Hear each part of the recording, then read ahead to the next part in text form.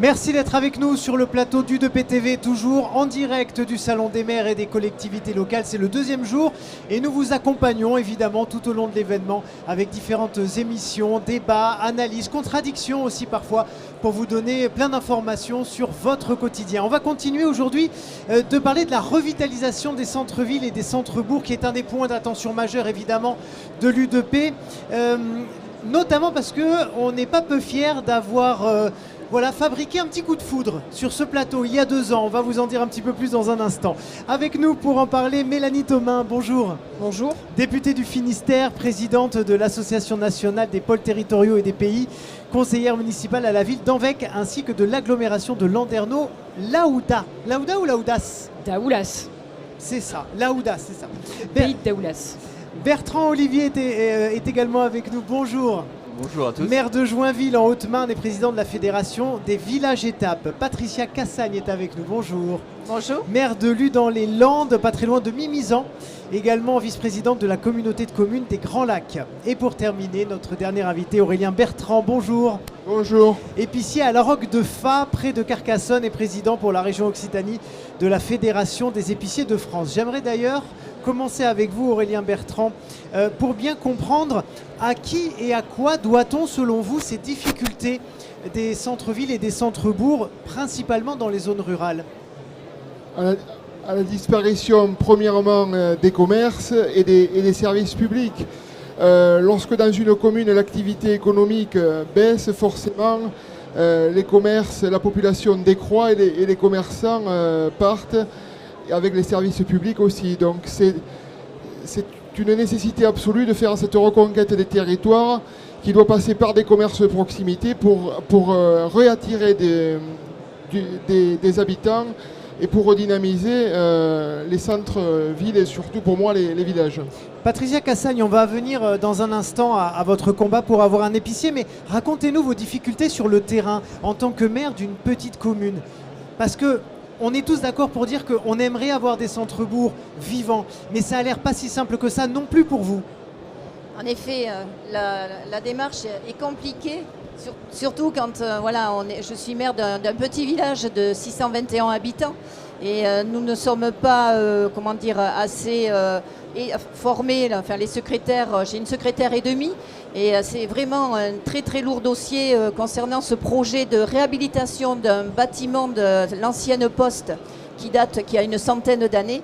Et nous avons eu l'opportunité de candidater à un appel à projet via la NCT, l'Agence nationale de la cohésion des territoires, où nous avons été retenus.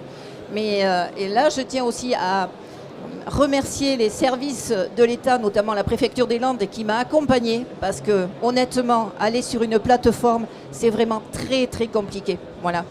Donc il y a effectivement ces lourdeurs administratives Oui. et ce qu'on peut un peu considérer comme quelque chose, un géant auquel on a du mal à s'attaquer parce que c'est trop lourd, tout est trop lourd.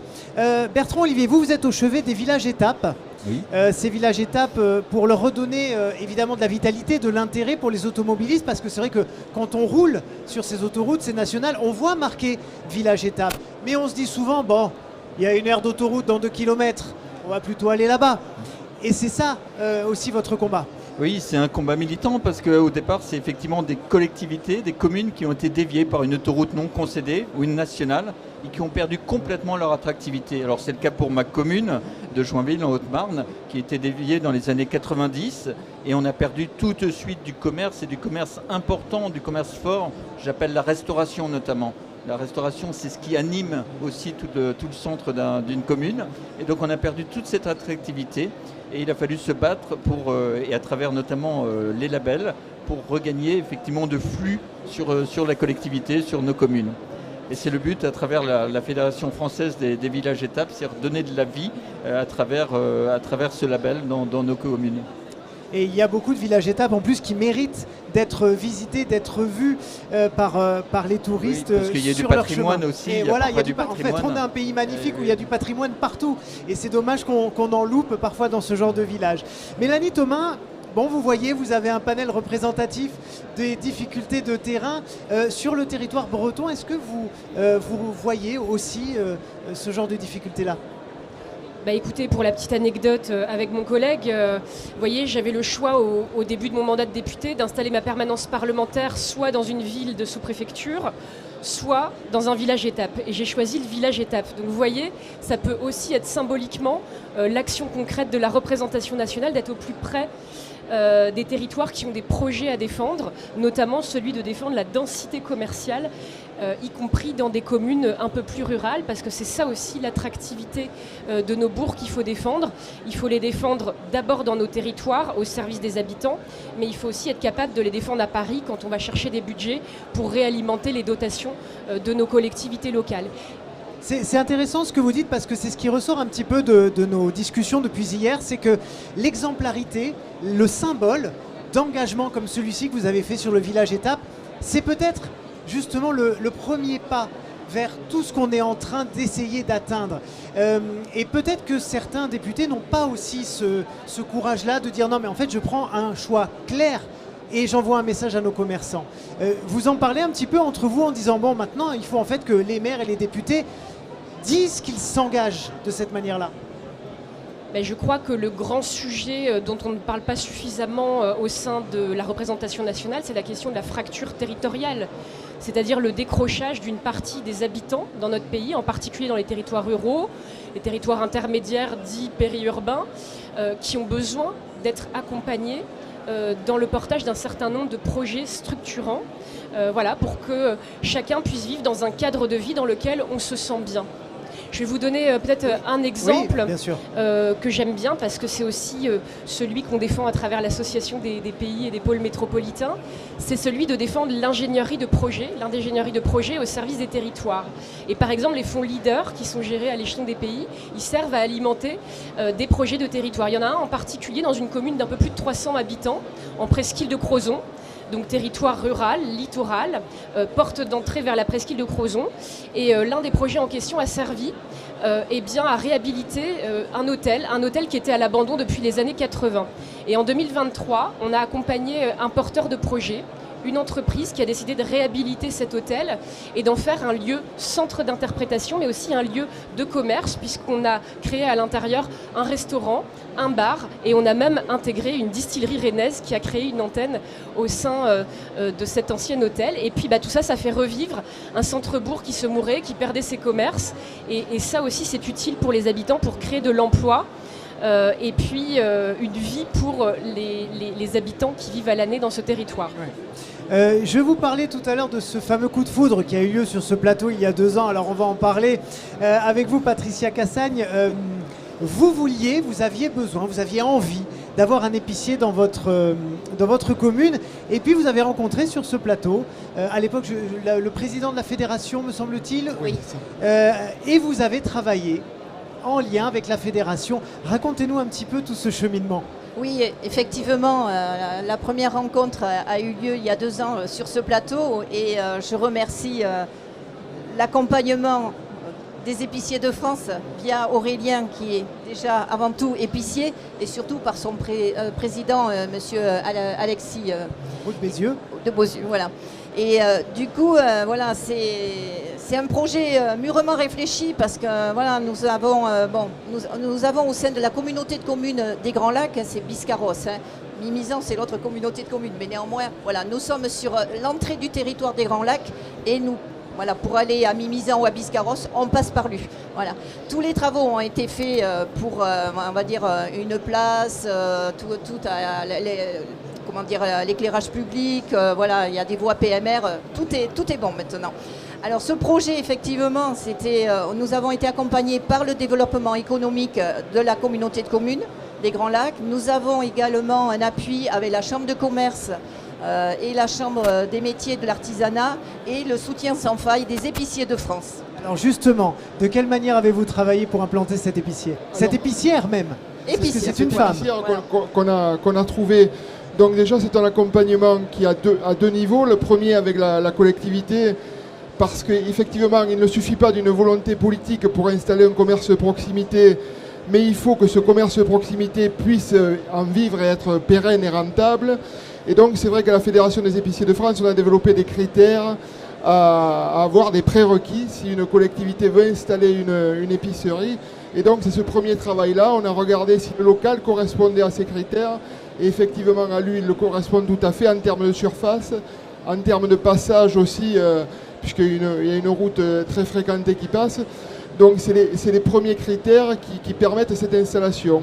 Et ensuite vraiment un accompagnement très pratique, à savoir avec les services que la mairie veut développer dans cette épicerie, ce qu'il faut comme matériel à mettre en place, etc. Donc vraiment dans le métier d'épicier pour que le projet soit conforme. On a travaillé avec l'architecte, on a travaillé avec la mairie et on a sélectionné aussi le porteur de projet après un appel d'offres.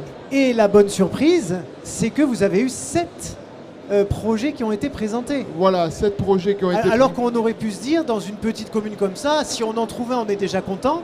Et en fait, il y en a eu 7. Oui, mais je pense aussi que notre accompagnement aussi a permis d'avoir la publicité autour de ce projet et d'attirer des porteurs de projets supplémentaires parce qu'ils se sentent aussi accompagnés. Donc ça rassure à la fois la collectivité, mais également le porteur de projet. Et donc il y a eu 7 dossiers très fournis et on a choisi effectivement Tiffany Plassin. À l'unanimité. À l'unanimité parce qu'elle a, au-delà de tout ce qu'elle va mettre en place, elle a parlé d'une manière de la ruralité qui nous a tous touchés. Parce qu'elle a compris ce qu'était la ruralité, les services surtout qu'elle devra rendre à la population locale. C'est ça. Oui. Je voudrais juste rajouter, et puis aussi la commune de Lue a une agence postale et en accord avec la banque la Poste, excusez-moi, il y aura un transfert de l'activité de la Poste sur le commerce. Voilà. Du coup, c'est un petit plus pour la future épicière. Bertrand, Olivier, vous voyez, il y a des belles choses qui se passent. Oui. Néanmoins, ça demande du travail. Et il y a des lourdeurs administratives, il y a de l'attente, il y a des travaux, il y a plein de choses. Racontez, oui. Oui, ça demande aussi du courage. Je crois qu'aujourd'hui, le maire doit être un militant pour son commerce de proximité. C'est très important, on le voit. Moi, j'ai perdu 40% de la population en 40 ans. Oui, j'ai vu. Donc derrière, c'est effectivement des désordres en tant qu'habitat, pas seulement, mais aussi sur le commerce, avec l'expansion des grandes surfaces qui, dans les années 80, qui ont tué ce commerce de proximité. Donc pour relancer derrière, et vous avez beaucoup de courage, c'est pas évident, c'est pas simple, c'est plus dur. Donc il faut absolument conserver, moi mon message, déjà nos commerces de proximité, les choyer, c'est quelque chose de rare aujourd'hui, et les habitants sont en attente. Ils aiment le conseil, ils aiment le contact avec le commerce de proximité, avec le commerçant. Et puis on voit que quand on travaille avec les fédérations, eh ben, ça va plus vite, c'est plus simple aussi. Exactement, il faut travailler en lien avec, et grâce au label, ça nous a ouvert plein de réseaux, notamment les journées nationales du commerce de proximité, qui est aussi extrêmement important. Donc tout un tas de réseaux qui redynamisent ce territoire tel qu'on le vit aujourd'hui, et à travers les labels. Et il faut vraiment déjà conserver nos commerces de proximité et lutter à leur côté pour qu'ils continuent à vivre. Et à travers des commerces forts aussi, je le disais, la restauration, qu'est-ce que c'est agréable de venir dans un centre-ville, de pouvoir se restaurer dans un bon restaurant ou de prendre un verre sur une terrasse. Voilà, c'est de créer un monde convivial. C'est l'art de vivre à la française, j'ai envie de dire, à un moment donné. Non, mais c'est vrai. Il faut redécouvrir. C'est vrai, et c'est ce pourquoi les gens, je le disais au début, c'est ce pourquoi ces millions de touristes viennent chaque année dans notre pays. C'est pour ces symboles-là.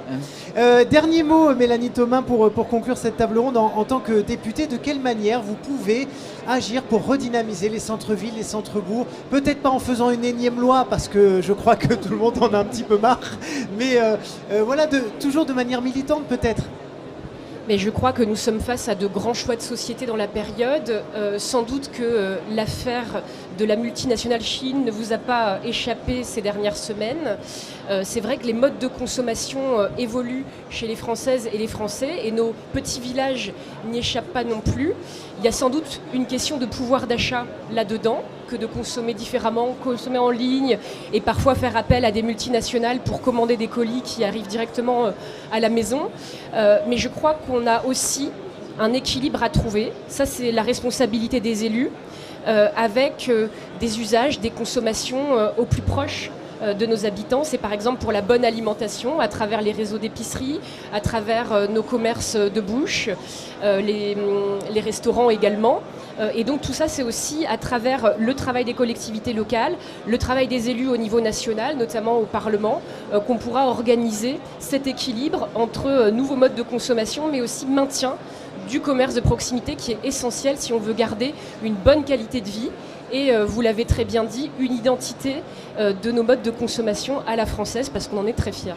Merci beaucoup à tous les quatre d'avoir été sur le plateau du DPTV pour en parler. Et merci à vous, chers amis, de votre fidélité. Vous pouvez retrouver évidemment cette émission en replay sur u2p-tv.fr. A tout de suite pour une nouvelle émission.